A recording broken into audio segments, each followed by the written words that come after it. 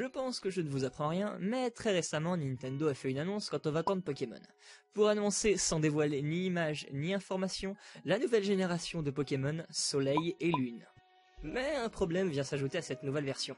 Jusqu'à aujourd'hui, Game Freak nous a toujours fait l'honneur de nous offrir une version complémentaire pour chacun de leurs jeux Pokémon, ou une version plus proche de l'animé dans le cas de jaune, et une suite pour noir et blanc. Mais d'un certain point de vue, ça reste une version plus complémentaire des premiers jeux. Voilà, on va pas faire chier. Pour la première fois depuis la création de la licence, les développeurs abandonneraient donc l'idée de nous faire une version plus complète pour une génération. Loin de moi l'idée de penser que ce soit un mal si ça nous apporte une nouvelle génération avec un post-game déjà bien complet, car oui, XY avait un gros problème à ce niveau-là, il était vraiment pas complet sur le post-game.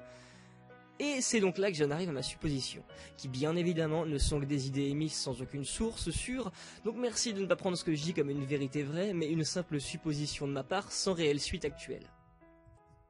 Comme vous le savez, ou peut-être pas, j'en sais rien, Pokémon X est une génération pensée pour faire énormément de références à rouge, bleu et vert, pour fêter l'arrivée de la licence à la 3D. Une première forêt similaire à la forêt de Jade, le multi-X qui reprend la même méthode d'XP que dans la première génération, Mewtwo dans le endgame, bref, quelques clins d'œil sympas.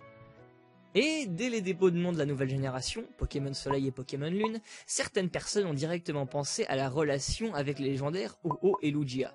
Évidemment, on se doute que ce sera sûrement pas le cas dans le jeu, mais et si, comme l'était XY pour Pokémon Rouge et Bleu, Soleil et Lune étaient pensés pour faire des clins d'œil à Or et Argent.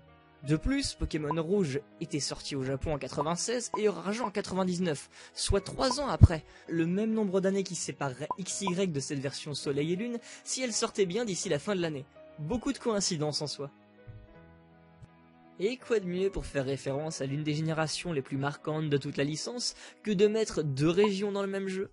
Après tout, en dessin animé, XY a bel et bien eu le droit à sa suite, Pokémon Z. Mais au niveau du jeu vidéo, on n'a jamais eu d'annonce ou d'information à ce niveau-là. Oui, Nintendo a jamais communiqué officiellement sur un Pokémon Z en jeu vidéo, c'est juste des suppositions des fans.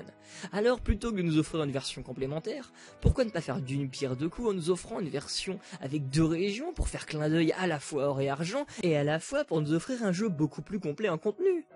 En tout cas, je pense que beaucoup de personnes seraient heureux de retrouver la région de Kalos en bonus dans la prochaine génération de Pokémon. En tout cas, moi je le serais, bande d'enculés. Et en plus, cela nous permettra un peu de nous changer les idées vis-à-vis de ce fameux Pokémon Z, cette version complémentaire qu'on n'aurait jamais eue.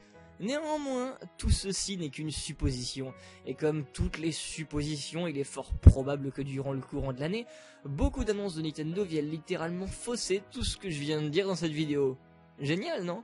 Mais on a bien le droit de rêver et de supposer. En tout cas, c'est ce que je fais.